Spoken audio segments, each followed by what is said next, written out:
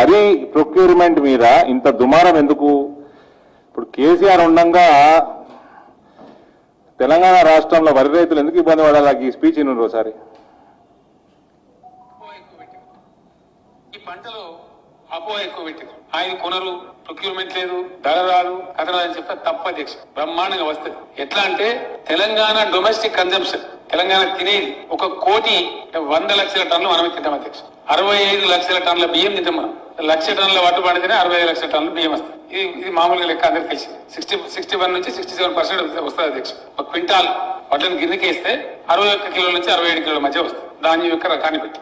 మనకు అంటే 1,00,000 టన్నులు మనమే తింటాం. 100,00,000 టన్నులు మనం భయపడే అక్కనే లేదు.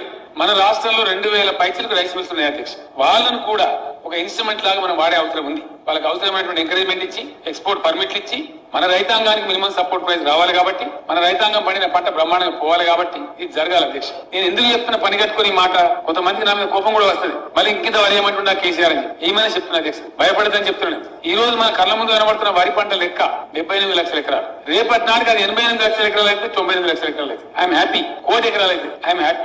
ఏం బాధ లేదు. ఆ 1,00,00,000 ఎకరాల్లో పండే వరిని ఎట్లా వాడుకోవాలి, ఎట్లా డిస్పోజ్ చేయాలని తెలియజేయాలి మనకు కావాలి. దానికి కార్యాచరణ సిద్ధం చేయాలి. కాబట్టి రాబోయే రోజుల్లో వ్యవసాయ మంత్రి గారు నా విజ్ఞప్తి, ఈ విషయాలు ప్రజలకు విరివిగా ప్రచారం చేసి, మన రైతాంగానికి రాబోయే రైతు బంధు సభ్యుల ద్వారా కూడా విరివిగా ప్రచారం చేసి, అప్పుడు మనకు వడ్లు అమ్ముకునే బాధ కూడా ఇంత ఉండదు. వడ్లకు భయపడే అవసరమే లేదు. స్ట్రాటజీ తయారు చేసి నెక్స్ట్ వర్షకాలం నుంచే ఈ 2-3 నెలలు మనం గట్టిగా పనిచేసి రాబోయే జూన్ వరకే రైతాంగాన్ని సిద్ధం చేసినట్టయితే అద్భుతంగా ముందుకు పోవచ్చు. రైతులు పండించిన ప్రతి గింజ కొంటాం. రైతును రాజు చేసేదాకా నిద్రపో. 1,00,00,000 ఎకరాలలో పంట పండినాడో కొంటమన్నాడు. ఇప్పుడు 2 పంటలల్లా కేవలం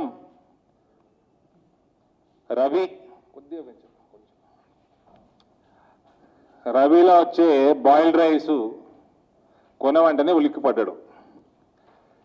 మళ్ళా నూతన వ్యవసాయ చట్టాలకి వ్యతిరేకంగా కాంగ్రెస్ పార్టీ ఆందోళనలు, ఇవన్నీ ఒకసారి మనం ఒక 1.5 year రివైండ్ చేస్తే, నేను రామ్ విలాస్ పాస్వాన్ గారు బతుకున్నప్పుడు నేను కంప్లైంట్ పంపించిన, తెలంగాణలో వరి సాగు తర్వాత రైస్ మిల్లుల్లో ఎటువంటి ఇల్లీగల్ యాక్టివిటీస్ నడుస్తున్నాయి, ఎంత పెద్ద ఎత్తున నడుస్తున్నాయి అని. అప్పుడు రేడ్లు అయినాయి. మేమందరం ఎందుకు రాసినాం, అప్పుడు లెటర్ ఎందుకు రాసినామంటే 10% తరుగు తీయటం, 12% తరుగు తీయటం, 8% తీయటం. చరిత్రలో ఎన్నడూ లేదు ఇంత తరుగు తీసుడు. 1%, 1.5% ఉంటుండే, మ్యాక్సిమం 1.5%కే రచ్చరచ్చ అవుతుండే. రాసినప్పుడు అనేక చోట్ల రైస్ మిల్లులో వరి నిల్వలు తక్కువనే, ఎంత ఉండాల్సిన దానికంటే వరి లేదాడ. కాబట్టి చాలా విషయాలు తెలిసినాయి. తర్వాత ఇంకొంచెం స్టడీ చేస్తే కేసీఆర్ అనేటి ఆయన ఇప్పుడు మాట్లాడిందంత విన్నారు. వరిని ఎంకరేజ్ చేయమంటుండే ఆయన. ఎంత వరి పండినా మేము కొనుక్కుంటాము, తెలంగాణ అనేది తింటది, ఎక్స్పోర్ట్ చేస్తాము. ఒకప్పుడైతే తెలంగాణ సోనా అని బ్రాండ్ పెట్టి ఎక్స్పోర్ట్ పెంచుతా అన్నాడు. ఆ తెలివితేటలు పెంచుకోవాలి మనం అన్నాడు. మరి ఏమైంది? తెలివి అటకెక్కిందా? దీని వెనకాల మొత్తం ఉన్న విషయం చెప్తాను. నా ప్రాంతం విపరీతమైన రైస్ మిల్లు ఉంటాయి. నిజామాబాద్ ప్రాంతం, కరీంనగర్ జిల్లా కానీ, నిజామాబాద్ జిల్లా, ఉమ్మడి జిల్లాలు కానీ రైస్ బౌల్ ఆఫ్ తెలంగాణ అంటారు.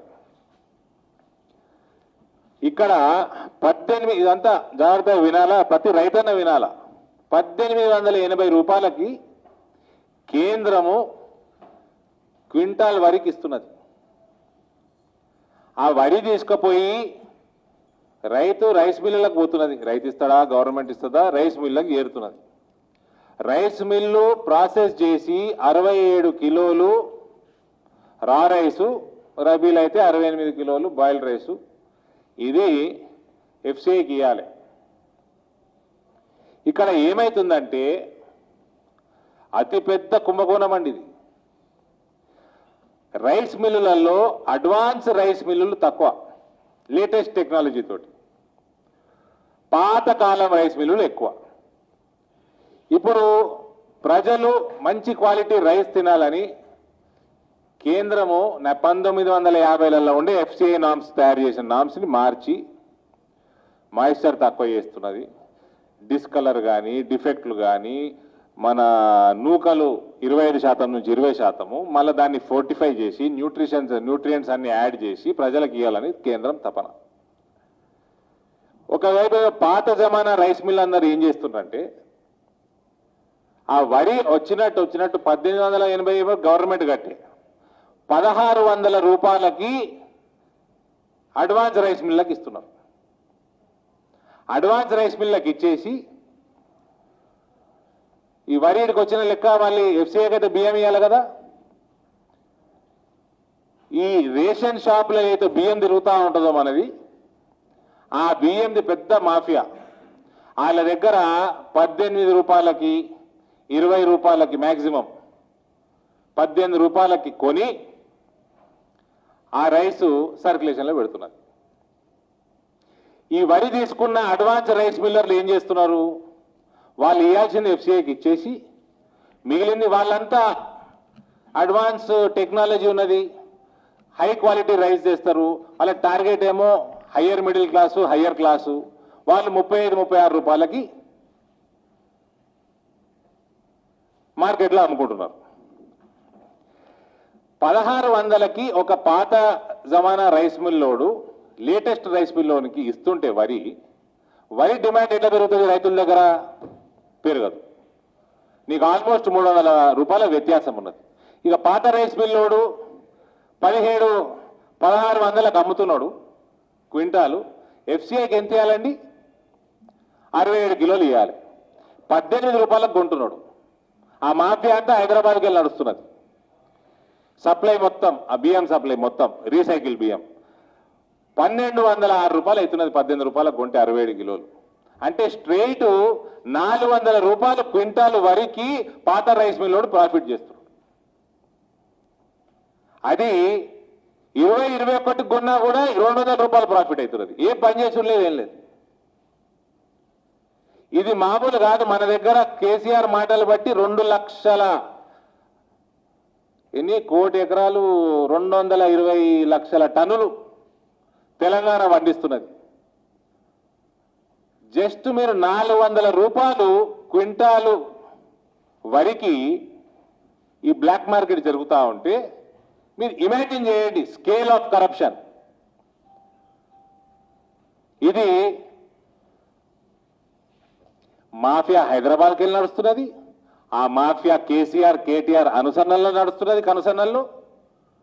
అందుకని మక్కయ్యకు, పసుపేయకు, పత్తేయకు, సన్ఫ్లవర్ గాయబు, చెరుకు గాయబు అందరినీ వరియమనడు.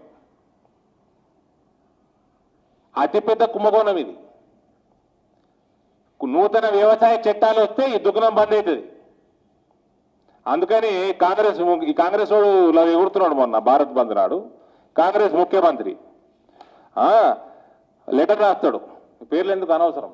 లెటర్ రాస్తాడు, క్వాలిటీ పెంచొద్దు, మాయిశ్చర్ తగ్గియొద్దు, మన నూకలు 25% ఉండాలా, డిస్కలర్ ఉండని, డిఫెక్ట్ ఉండని, ఇమ్మెచ్యూర్ గ్రెయిన్ ఉండని, ఇవన్నీ తీసేస్తే కష్టమవుతుంది అని కేంద్రానికి లెటర్ రాస్తారు. అంటే అదే క్వాలిటీ లేని బియ్యం ప్రజలు తినాలి. ఇవాళ ఇంత పెద్ద స్కామ్ ఉంది కాబట్టి రైస్ మిల్లర్లు ఆడిందే ఆట, పాడిందే పాట నడుస్తున్నది. నువ్వు 12% తీసుకో, 15% తరుగు తీసుకో, 10% తీసుకో, రైతన్నల నడ్డి విరుస్తూ ఉన్నారు. ఎందుకంటే ఈ పైసలు వస్తూ ఉంటే గినిగానం క్వింటాల్కి 400 రూపాయలు వరికి ఈ బ్లాక్ మార్కెట్ నడుస్తూ ఉంటే, అందుకని నూతన వ్యవసాయ చట్టాలు వస్తే ఇవన్నీ ఇరుగుతాయని పంజాబ్ బోర్డుకి ఇబ్బంది, కాంగ్రెస్ వాళ్ళకి ఇబ్బంది, ఇక్కడ కేసీఆర్ వానికి ఇబ్బంది. ఇవాళ ఒకటేసారి బాయిల్డ్ రైస్ కొనుము అనేసరికి 1880 రూపాయలు ఎడికెళ్ళి రావాలిగా. కేంద్రం ఇన్ని రోజులు కేంద్రంకి వెళ్ళి పుక్కట్ల పైసలు వస్తున్నాయి, ఏ పని చేయకుండా 400 రూపాయలు బ్లాక్ మార్కెట్ నడుస్తున్నది. అంటే జస్ట్ ఇమాజిన్ 2 లక్షల టన్నుల ఇంటూ 2 లక్షలు ఇంటూ 400 రూపాయలు వేసుకోండి. అది ఫిగర్ ఎంత ఉన్నది? క్యాల్కులేటర్లకు కూడా అందని అంచనా ఉన్నది ఇది. So this is the reason why these corrupt parties are against farm loss.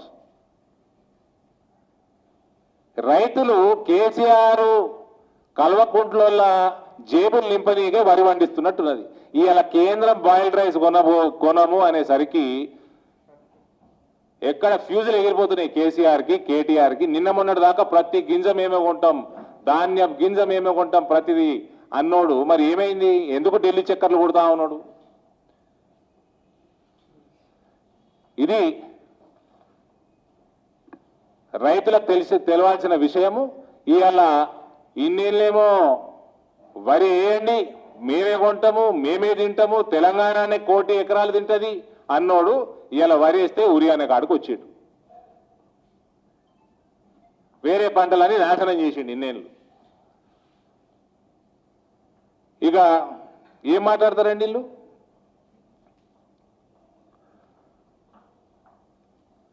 రైతు సంక్షేమం కోసం ఉన్నది ఇది.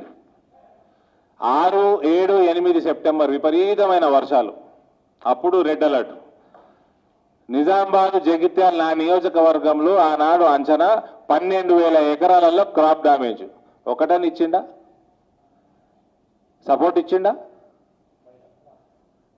రైతులకి నష్టపరిహారం ఇచ్చిండా? ఇయ్యలే. మళ్ళా నిన్న మొన్న వర్షాలు మళ్ళీ రేపు ఎల్లుండి కూడా ఉన్నాయంటున్నారు. రెడ్ అలర్ట్ ఉన్నది, నా నియోజకవర్గం అంటున్నది, ఆదిలాబాద్ ఉన్నది, కరీంనగర్ ఉన్నది. ఇది మొత్తం మళ్ళీ రెడ్ అలర్ట్ ఉన్నది. దాని అంచనా వేస్తా ఉన్నారు. ఇంకా మళ్ళా 15,000 ఎకరాలు 20,000 ఎకరాలు వెళ్తుంది వీళ్ళ అంచనా ప్రకారం.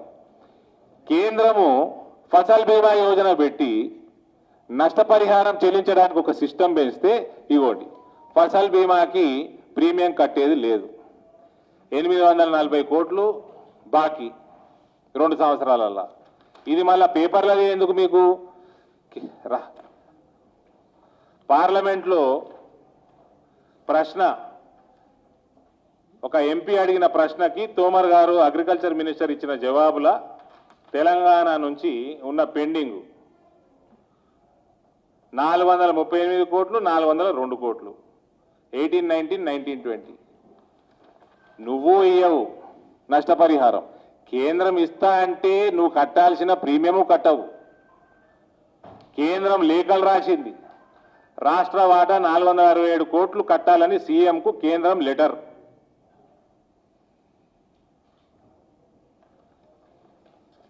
మళ్ళా నీకు ఏమన్నంటే 5,000 రూపాయలు ఇస్తున్నా ఎకరానికని రైతు బంధు అంటావు. నువ్వు మింగేదేమో బిందెలు ఎత్తుకపోతున్నావు, కుండలు పెడుతున్నావు.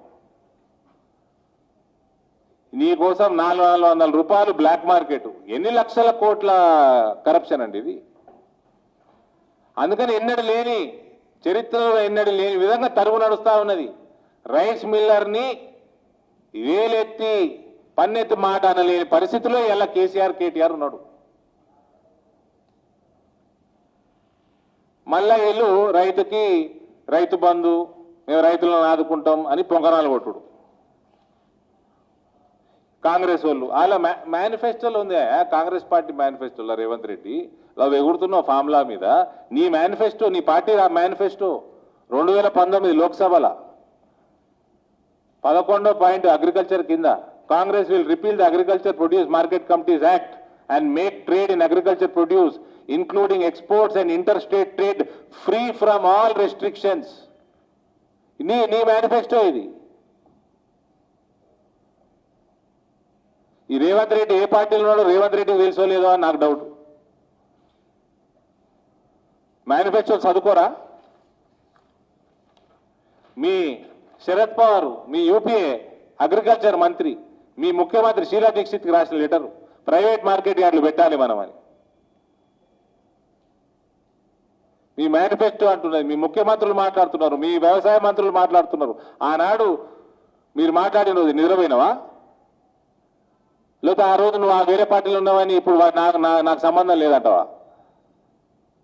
ఈ కరప్షన్ ఇదైతే ఈ కరప్షన్ ఏదైతే మీకు ఇవాళ చెప్పినో, ఈ రైస్ మిల్లర్లు చేసేది, ఇది కాంగ్రెస్ పెంచిపోచిచ్చింది.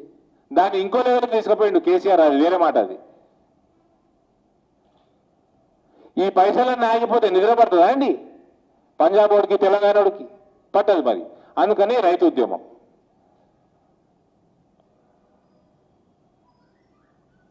రైతులు కష్టపడాలి, ఎండనక వాననక కష్టపడాలి, పండించాలి. వీళ్ళు ఈ రకంగా కుంభకర్ణుల లెక్క మేయాలి. కాంగ్రెస్ పార్టీ గురించి చెప్తున్నా. ఇగో నేను ఈ కుర్తా వేసుకున్నా. ఈ కుర్తాకు 5-6 బటన్లు ఉన్నాయి. నేను పై బటన్ కిందికి మీదకి పెడతా. కింద బటన్ చక్కగా ఉంటాయండి. మీ రాహుల్ గాంధీ అనేటోడు చక్కగా లేడు పైగుండి. మీరు ఏం చేసుకున్నా కాంగ్రెస్ పార్టీ విరగదు. నీ పై బటనే చక్కగా లేదు, మీకు భవిష్యత్తే లేదు. మళ్ళీ తీసుకుపోయి కేసీఆర్ తోటి అలయన్స్ పెట్టుకోవాలి, లేదా ఇంకోటి తోటి అలయన్స్ పెట్టుకోవాలి. మీ రాహుల్ గాంధీ ఏ దునియాలో ఉంటాడు? ఏమైందండి నేను అడుగుతున్నాను, ఏమైంది? లై డిటెక్టర్ టెస్ట్ ఏమైంది? కేటీఆర్ ఎంటికలు ఇచ్చుడు ఏమైంది? ఏమైనా అయిందా? ముందుకు పోయిందా కథ? మిత్రులు నరేష్ గారు చెప్పండి, కథ ముందుకు పోయిందా? పోలే. ఏంటికి? కేటీఆర్ జుట్టు ఇవ్వచ్చు, జుట్టు మళ్ళీ మొలుస్తుంది, నాకంటే మొలదు, కేటీఆర్ మొలుస్తుంది కదా, ఇచ్చేయాల జుట్టు. రేవంత్ రెడ్డి లైట్ డిటెక్టర్ టెస్ట్కి పోవాలి. ఎందుకు పోతలేరు ఇద్దరు? ఈ ఎక్కడికో పోతున్నది కథ అని రాహుల్ గాంధీని గుర్తుకొచ్చి. రాహుల్ గాంధీకి తెలంగాణకి ఏం సంబంధమే? ఆ ఇటలీ పోయి ఏం చేస్తాడో, యూరోప్ పోయి ఏం చేస్తాడో, వై డూ యూ కేర్? నువ్వు ఆయనకు ఛాలెంజ్ చేసినావు, ఆయన నీకు లైట్ డిటెక్టర్ అన్నాడు. తెలంగాణ ప్రజల ప్రయోజనం కోసం మీరు ఇద్దరు టెస్టులు ఇవ్వండి. డ్రామా నడుస్తున్నది. చచ్చిపోయిన కాంగ్రెస్ పార్టీని లేపుతందుకి కేటీఆర్ చేసే కుట్ర. ఈయన ఈడ పెట్టిండు సభ, ఈడ ఇబ్రాహీంపట్నం కాడ, ఆడ ఆదిలాబాద్లో పెట్టిండు. జనం ఎక్కొస్తలేరు. ఒకటేసారి గజ్వేల్లో పెడతా, సీఎంఏ చెప్పింటాడు గజ్వేల్లో పెట్టుకోమని. సీఎం ఎదురుండు ప్రజల్ని.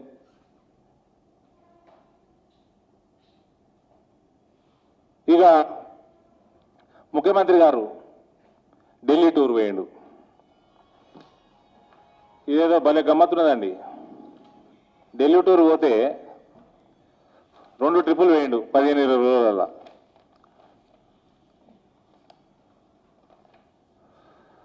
ఆడ పోయి కరీంనగర్కి IIIT అన్నాడు. లండన్లో IIIT లేదా ఇంకా? కరీంనగర్ లండన్ కాలే. మా బండి సంజయ్ గారు లండన్ ఎంపీ అనుకుంటున్నాను నేను.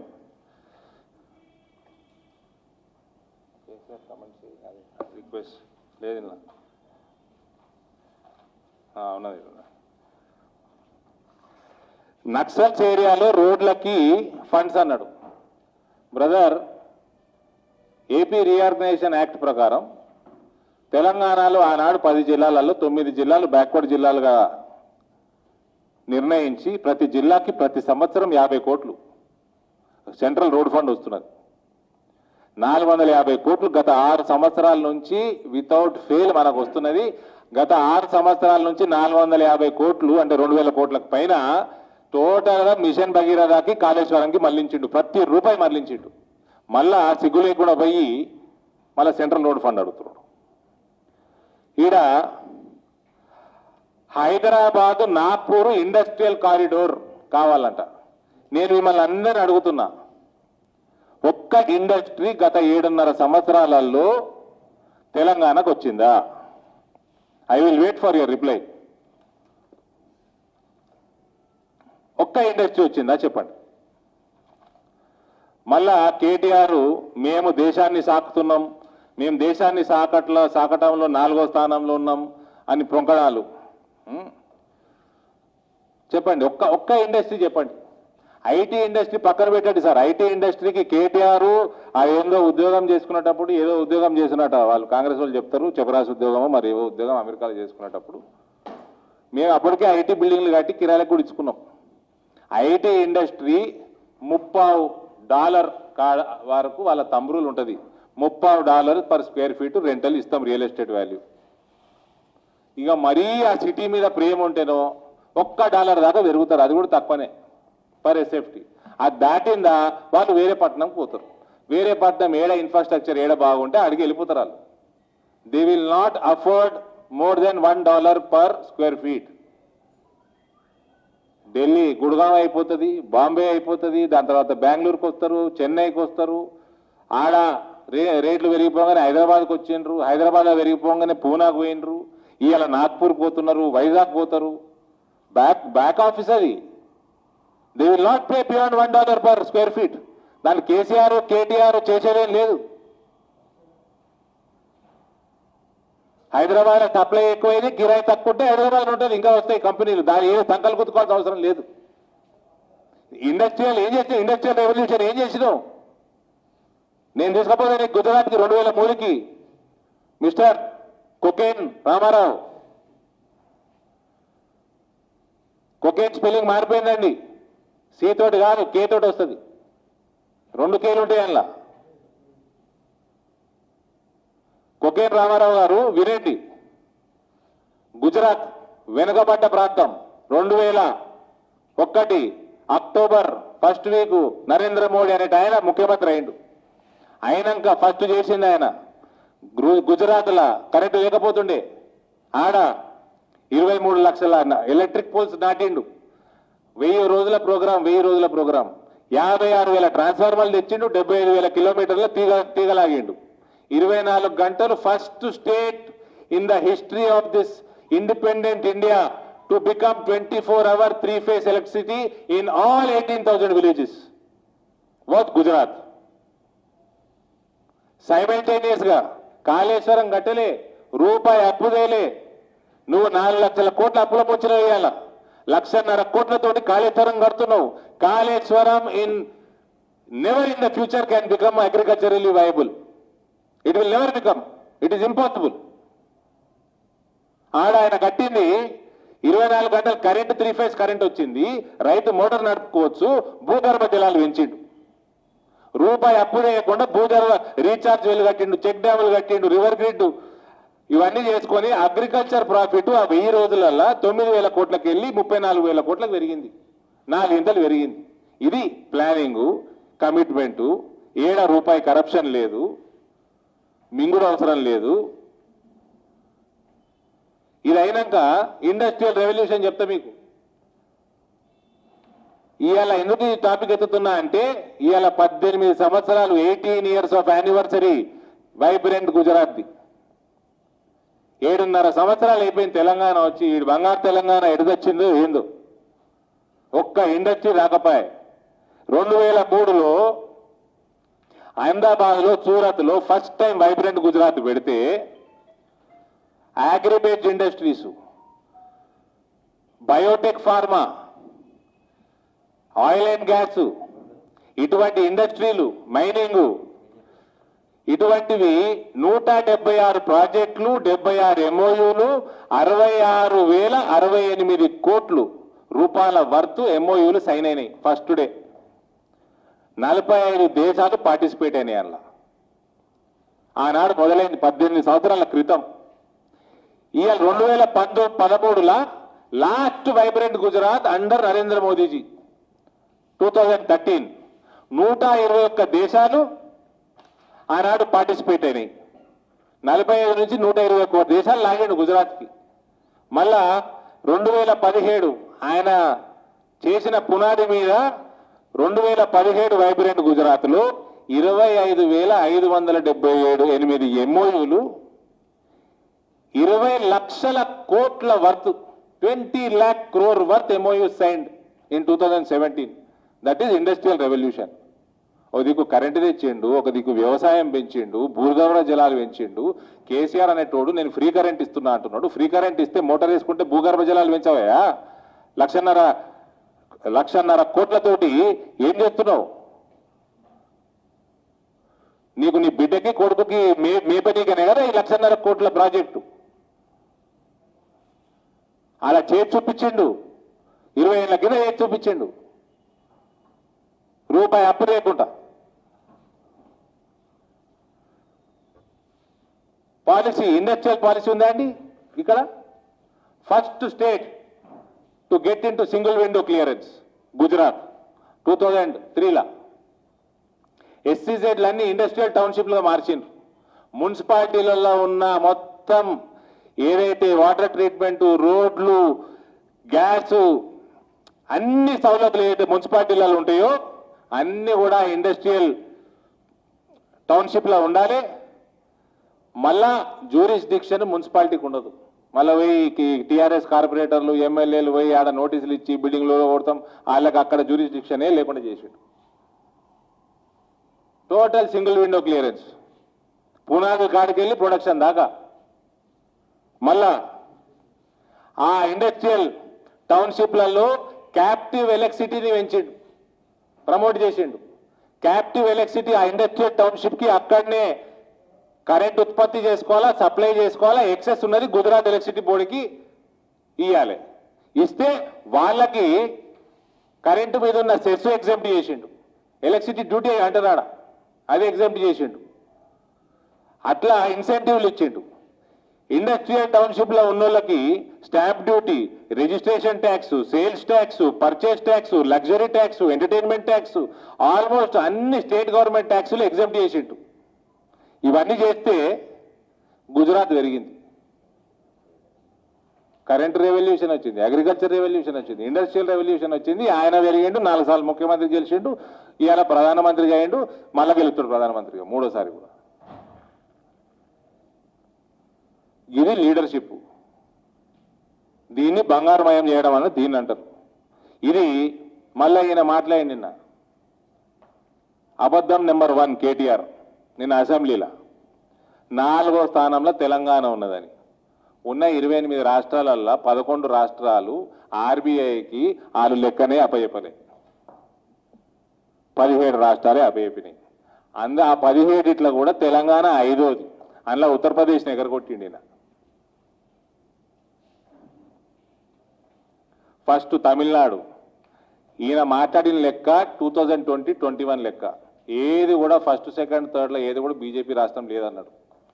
ఫస్ట్ తమిళనాడు, ఆ సంవత్సరం ఎన్డీఏ రూల్డ్ అది. Second Uttar Pradesh, BJP ruled. Third Karnataka, BJP ruled. Fourth west Bengal. Fifth Telangana. ఇది మళ్ళా 17 రాష్ట్రాలే ఇచ్చినాయండి. ఇందులో గుజరాత్ లేదు, మహారాష్ట్ర లేదు, ఆ 2 లేవు. రెండో అబద్ధం, Telangana is ahead of Maharashtra and Gujarat అన్నాడు. ఆ 2 రాష్ట్రాలు లెక్కనే చెప్పలే 20-21కి. 19-20 పోదాం, ఆ 2 రాష్ట్రాల లెక్క కంపేర్ చేద్దాం తెలంగాణతోటి.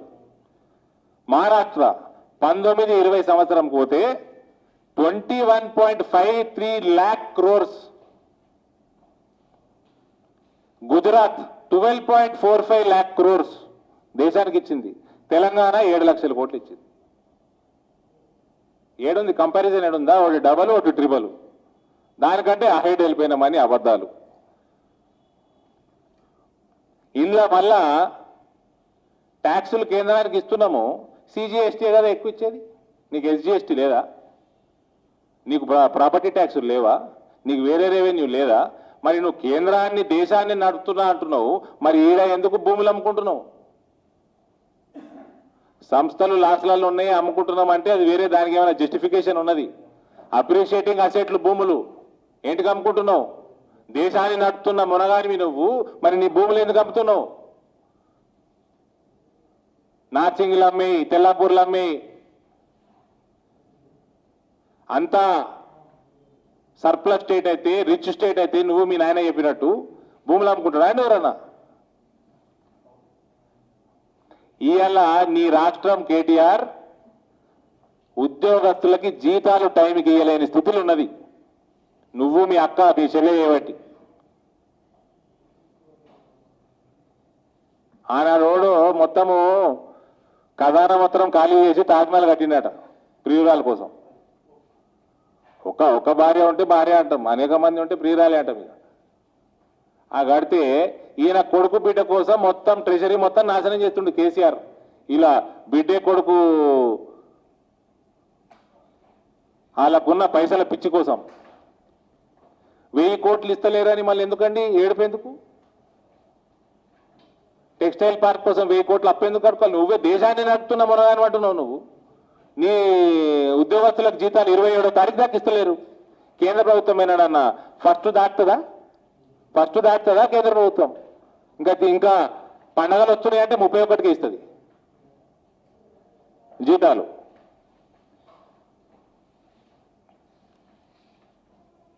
Telangana being a smaller state is performing better అని, పర్ఫార్మింగ్ వెల్ అన్నాడు. My dear KTR, Sikkim is performing better than you. It has grown 107% in last 5 years. You have not grown so much. Sikkim is performing better than you.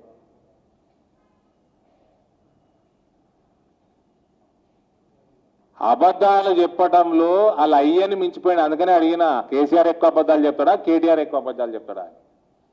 ఈయన చెప్పిన దాంట్లో ఏది కూడా వాస్తవం లేదు. మళ్ళా ఛాలెంజ్ చేస్తాడు. ఎవరైనా ఛాలెంజ్ యాక్సెప్ట్ చేస్తే రాడు. నేను తెలంగాణ ప్రజల కోసం మళ్ళీ అడుగుతున్నా, కేటీఆర్ జుట్టియాలే, రేవంత్ రెడ్డి లైట్ డిటెక్టర్కి రావాలి. పీడ వదిలిపోతుంది ఒకటే రోజు తెలంగాణ రాష్ట్రానికి. ఇవన్నీ Telangana 4th we are performing well కాదు. Yesterday KTR has proved that his IQ is 0. Maybe the reason is cocaine.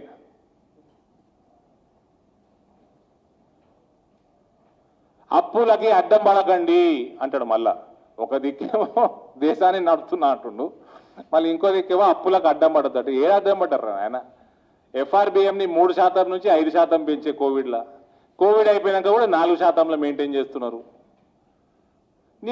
నీ జీడిపి పెంచుకో, నీ రాష్ట్ర జీడిపి పెంచుకొని తెచ్చుకో.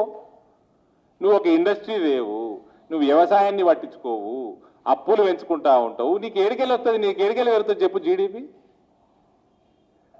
మా దగ్గర అగ్రిబేస్డ్ ఇండస్ట్రీ ఒక్కటి రాలేదండి. వీళ్ళకి ఇగరం లేదు, ఇక్మతి లేదు, ఈ గవర్నమెంట్ నడపరాదు వీళ్ళకి. పసుపు గట్టనే అమ్మితే తక్కువ ధర వస్తుంది, పొడి వేసి అమ్మితే 10 ఇంతలు ఎక్కువ వస్తుంది. ఈ ప్రభుత్వాలు నడపనీకే చేత కాదు వీళ్ళకి. ఇగరం లేదు, మన లేదన్న. నీ ఇగరం ఏమైందిరా నాయన? మరి పసుపు కొమ్ము కొంటా అంటివి, అల్లం కొమ్ము కొంటా అంటివి, మక్క కొంటా అంటివి, ఎర్రజొన్న కొంటా అంటివి, జొన్న కొంటా అంటివి, పత్తి కొంటా అంటివి. ఏమే పెద్ద ఇండస్ట్రీస్ గురించి మాట్లాడుతూ ఉన్నాడు కేటీఆర్. నిజాం షుగర్ ఫ్యాక్టరీ ఏంటి తెరవ? ఒక సిక్ ఇండస్ట్రీ తెరిచినవా? కొత్త ఇండస్ట్రీ పక్కన పడి మీడియా మిత్రులు అడుగుతాను, ఒక ఇండస్ట్రీ చెప్పండి అబ్బా. ఈ 7.5 సంవత్సరాలలో please, I'm dying to know, I'm desperate to know, is there any one good industry? ఆ పాత కాలం ఐటీ అంటాడు, ఫార్మా అంటాడు, ఏదో ఈయన ఉట్టించినట్టు. డాక్టర్ రెడ్డిస్ని, వీళ్ళందరినీ, అరబిందోని, దివీస్ని ఈయన ఉట్టకంటే ముందు నుంచి ఉన్నాయి అవి. ఏ ఇండస్ట్రీ ఒక్కటి వచ్చి అగ్రిబేస్డ్ ఇండస్ట్రీ భయపడుతున్నారు. They are literally scared industrialist to come to Telangana. They are literally scared because of only 2 people, the son and daughter of the chief minister here. Extortion beyond imagination. That's why no industrialist is interested in coming to Telangana. There is no policy. There is no incentive. Why would anybody come?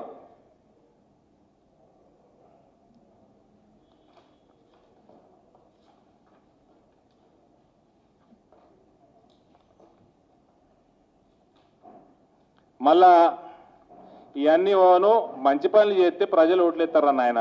నీకే BJP పెరుగుతున్నది, బీజేపీగా మమ్మల్ని తీసుకుపోయి జైల్లో బొక్కలేస్తారు ఏదో రోజు, మా అన్ని బండారాలు బయట పెడతారు, వీళ్ళ కరప్షను దూరం దాకా వీళ్ళకి దూరంగా ఉంటారు వీళ్ళు అని చెప్పి ఢిల్లీకి పోయి ఈయననట సీక్రెట్ మీటింగ్ చేసిందట. 130 కోట్ల ప్రజలకి హోమ్ మినిస్టరు, 3.5 కోట్ల ప్రజలకి ముఖ్యమంత్రి. వీళ్ళు సీక్రెట్ మీటింగ్ చేసుకుంటే 3-4 న్యూస్ పేపర్లకు తెలుస్తుంది, 10 ఎలక్ట్రిసిటీ ఛానల్, మన మీడియా ఛానల్కి, ఎలక్ట్రానిక్ ఛానల్కి తెలుస్తుంది. వాళ్ళు చేయాలనుకుంటే అందరికి తెలుస్తుందా అండి? కేసీఆర్ అట ఆయన ఒక్క కారునే పోయిందట, ఒక పేపర్ ఒకటి రాస్తాడు. ఆ ఒక్క కారులో పోతేంది, పాక్కుంటా పోతేంది, దేక్కుంటా పోతేంది, మాకెందుకే? మంత్రి అపాయింట్మెంట్ ఇస్తే పోయి కలుస్తావు. అసలు ఆ మంత్రి గారు అపాయింట్మెంట్ ఇచ్చిండ్రా లేకపోతే ఆ నక్సలైట్ల రీజన్ల మీటింగ్లో కలిసిండా? పోయినసారి పోయినప్పుడు ఏమో ఈయన పోయేసి హుజూరాబాద్ ఎన్నిక ఆపేసిండు అన్నారు. ఈసారి పోగానే హుజూరాబాద్ నోటిఫికేషన్ వచ్చింది. अमित शाह जी का असली नाम नहीं पता आप लोगों को, अपर चाणक्य है. ఈయనకి భారతీయ జనతా పార్టీ ప్రభుత్వం ఈయనని ఎక్కడ కూడా ఎంటర్టైన్ చేస్తలేదు, ఎక్కడ కూడా సందు దొరకనిస్తలేదు. టోటల్గా ఈయన చేసే దొంగ వ్యవహారాలన్నీ కొకేన్ కాడికెళ్ళి కాళేశ్వరం దాకా, ఆడికెళ్ళి రామేశ్వరం దాకా అన్నీ కూడా బట్టబయలు చేస్తుంది బయటికి. అన్ని ప్రాసెస్లనే ఉన్నాయి, అన్ని నోటీసులు మొదలైనవి. గ్రనేట్ నోటీసులు అనుకోండి, ఈడీ నోటీసులు డ్రగ్స్ మీద అనుకోండి, ఇక మొదలైతాయి. ఇవన్నీ భయపడి ప్రజలని మభ్యపెట్టనీకే కేసీఆర్ కాంగ్రెస్ పార్టీ కలిసి పోతుందబ్బా. ఏ ఏ కోశాన కూడా ఇసిపెట్టేదే లేదు ఈ కుటుంబాన్ని, ఈ కుటుంబ పార్టీని, ఈ కుటుంబ గవర్నమెంట్ని. అమిత్ షా గారు చెప్పినట్టు ఇక్కడ భారతీయ జనతా పార్టీ ప్రభుత్వం ఏర్పాటు చేయడం ఖాయం.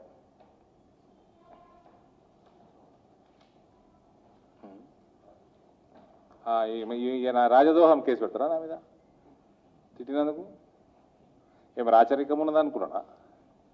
కేటీఆర్ అన్నాడట కదా రాజద్రోహం కేసు పెడతారని. అంటే ఏ సమానాలు ఉన్నారు, ఏ మత్తులు ఉన్నారు? ఇంకా రాచరికం నడుస్తున్నదా? ఇది democracy brother. You and your father are public servants. మీరేం కిరీటాలు పెట్టుకొని వస్తలేరు అసెంబ్లీకి. మీ నాయన తాగే తాగుడికి, తూలే తూళ్ళుడికి కిరీటం కూడా ఉండదు మీద, రబ్బర్ బ్యాండ్ పెట్టుకొని వేసుకోవాలి.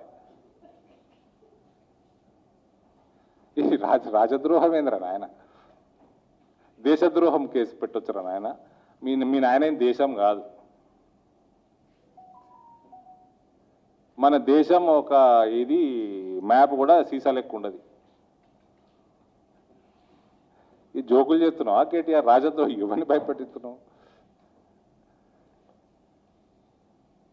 నువ్వు. మీ నాయన ఈ రాష్ట్రానికి పట్టిన శని తప్ప ఏమీ కాదు. శని తెలంగాణ చేస్తున్నది. ఈ రైతుల దగ్గర ఇన్ని లక్షల కోట్ల కరప్షన్ ఏంద్ర నాయన?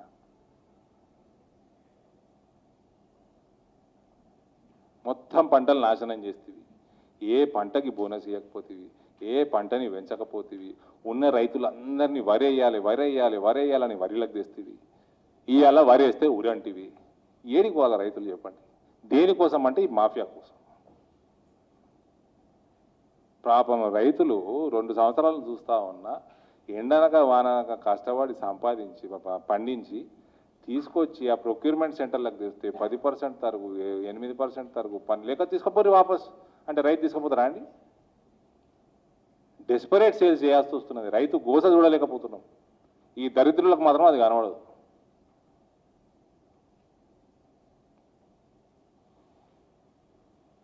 ఏమనంటే గుడ్డిగాడిదలు అంటాడు. గుడ్డిగాడిదల పనులు అవుతున్నాం అంటే ఈ మత్తుగాడిదల్ని ఎవరు లేపాలి నిద్ర?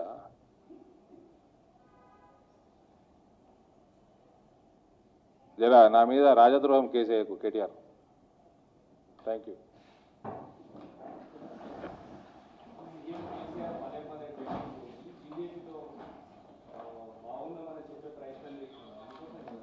బీజేపీ తోటి బాగుంటే సత్య పదే పోవాల్సిన అవసరం ఏముంది? బాగుంటే పదే పోవాల్సిన అవసరం ఏముంది?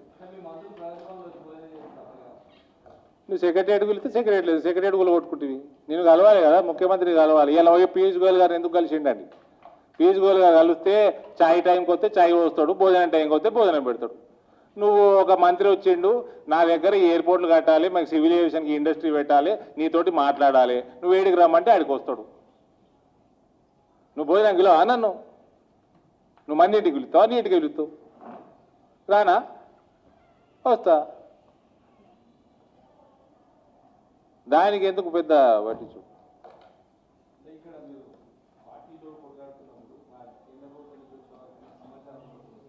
తెలంగాణ ప్రజల కోసం కలుస్తామండి. ఇవాళ నేను అంటున్నా కదా, మోదీ గారు, అమిత్ షా గారు కానీ ఎవరైనా కానీ తెలంగాణ ప్రభుత్వం అపాయింట్మెంట్ అడిగితే ఇవ్వండి. తెలంగాణ ప్రజల కోసం ఇవ్వాలి, ఇంకోరి కోసం ఇస్తారు? తెలంగాణ ప్రజల కోసం ఇవ్వాలి. వాళ్ళు అడిగిన దాంట్లో న్యాయం ఉంటే చేయాలి, కరప్షన్ ఉంటే చేయొద్దు.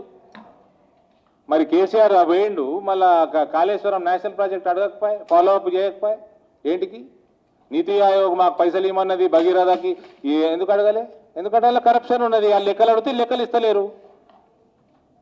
KCR no seat. వాళ్ళు లెక్కలు అడిగారు ఆల్రెడీ, డీటెయిల్ ప్రాజెక్ట్ రిపోర్ట్లు అడిగినరు. చాలా కరప్షన్ ఉన్నది, ఇస్తే పసాయిస్తాం కాబట్టి అది కూడా పనిచేసిండు.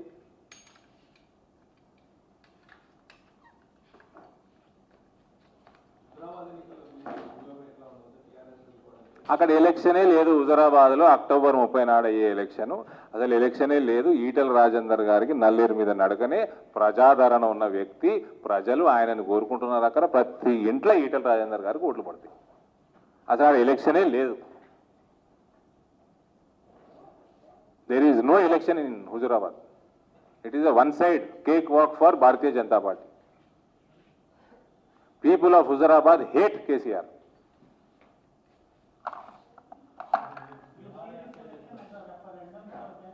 Yeah.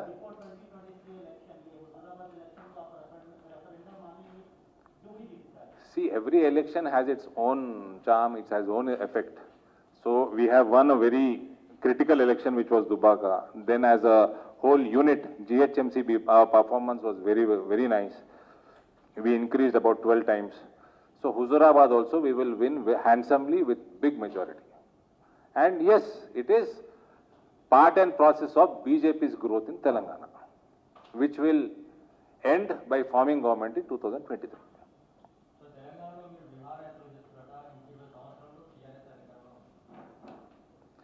Cocaine effect.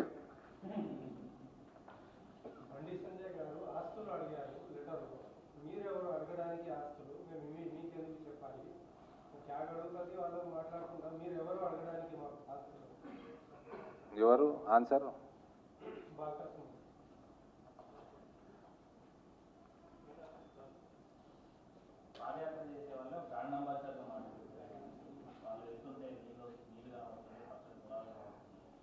కాళేశ్వరం నీళ్ళు తప్ప అన్ని నీళ్ళు కనబడుతున్నాయి. కాళేశ్వరం నీళ్లు ఎడ కనబడుతున్నాయి? అది ఒక్కటి తప్ప అన్ని కనబడుతున్నాయి. వర్షాలు పడుతుంటే నీళ్ళు కనబడకుండా ఇంకేం కనబడతాయి? కేసీఆర్ ఒక్కడికే సారా కనబడుతుంది. వర్షాలు పడి ఎక్సెస్ రెయిన్ఫాల్ పడతా ఉంటే, తుఫాన్లు వస్తూ ఉంటే నీళ్ళు కనబడకుంటే ఏం కనబడతాయి బ్రదర్? పచ్చదనం కనబడకుంటే ఏం కనబడతాయి? పంటలు పచ్చగా ఉన్నాయి సరే, రైతుల జీవితాలలో పచ్చదనం ఉందా? రైతులని అయోమయంలో నెట్టేసినావు నువ్వు. అన్ని పంటలు బంద్ చేయించినావు. దేశం ఎథనాల్ ఇంపోర్ట్ చేసుకుంటా ఉంటే నువ్వు షుగర్ ఫ్యాక్టరీలు బంద్ చేసుకుంటే నీ తలకాయ కొనడానికి సిద్ధం. నిజాం షుగర్ ఫ్యాక్టరీ కొనడానికి ప్రైవేట్ పార్టీలు సిద్ధం. అమ్ముతలేడు. ఎన్సీఎల్టీ కోర్టులు అత్తలేడు. అమ్మని టేక్ ఓవర్ చేస్తలేడు. కొంట ఆయన వచ్చిన వాళ్ళకి అమ్ముతలేడు. మేము రెవల్యూషన్ ప్లాన్ ఇస్తాము అని చెప్పి 4వ సంవత్సరం ఇది లిఖిత పూర్వకంగా కోర్టును కూడా తప్పుదో పట్టిస్తున్నాడు. ఎథనాల్ ఏమో యాడికింత పెంచుకుంటా పోతా ఉన్నాడు మోదీ గారు, పెట్రోల్ డీజిల్ కలుపుడు. ఈయనేమో అది ఎథనాల్ ప్రొడ్యూస్ చేసే ప్లాంట్లు బంద్ చేసి పెట్టుకుంటే ఎట్లా? ఆయన నడపడంట, ప్రైవేట్ వాళ్ళని నడపనీయడంట. నువ్వు అమ్ము, కొనిపించే భారం నాది.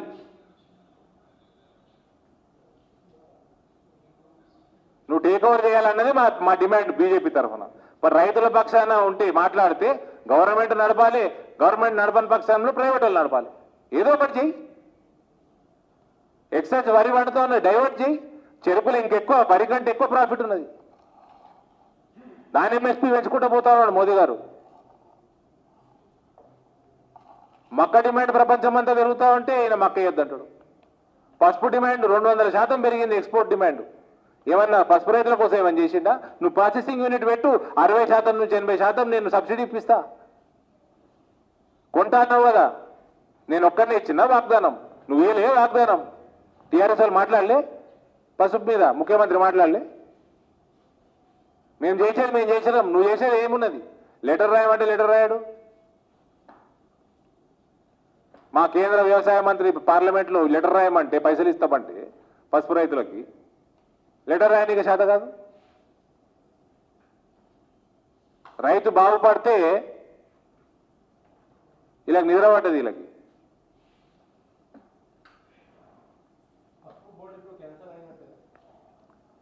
పసుపు బోర్డు కంటే బెటర్ ఫెసిలిటీ వచ్చిందని I have telled you repeated number of times. When this a better facility, why would you opt for a previous one? It is my government's decision. That is what is better for turmeric farmers' future. Last time turmeric farmers voted for 178 independents, about 94,000 votes. 94,000 votes, which I am working towards.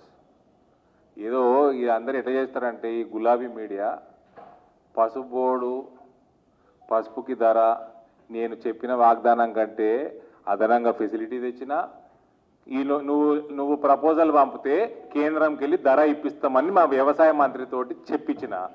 నువ్వు proposal పంపాలి, నా వాగ్దానం తీర్చినా అదనంగా తీర్చిన. నువ్వేం చేస్తున్నావు?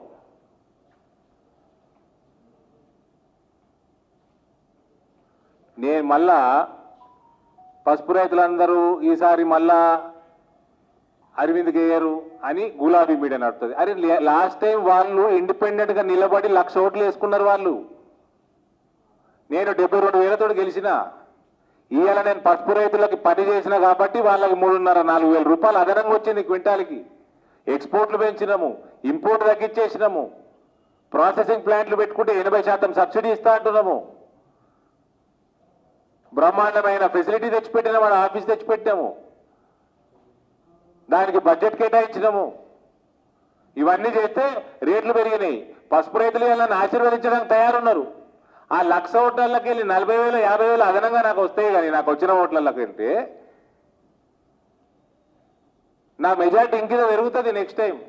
దాన్ని confuse చేసుడు రైతులకు అందరికీ తెలుసండి, బ్రహ్మాండంగా తెలుసు. ఇదంతా ఈ మా ఢిల్లీలో central Delhi Twitterati, what do you call that? Our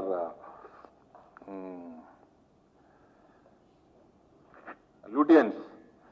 Such side of society only get deviated by such media reports.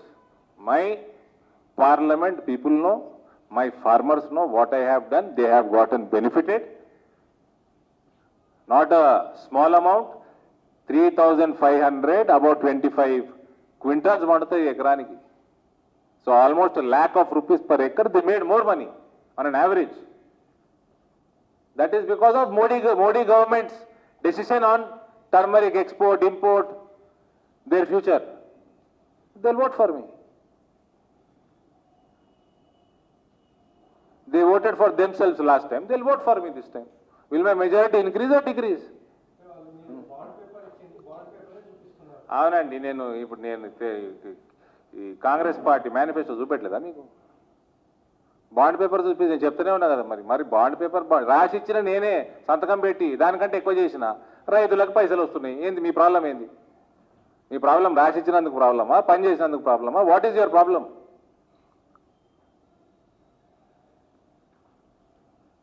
Me KCR manifesto చూపించి చేతులు పడిపోతున్నాయి. మరి ఒకటా రెండా?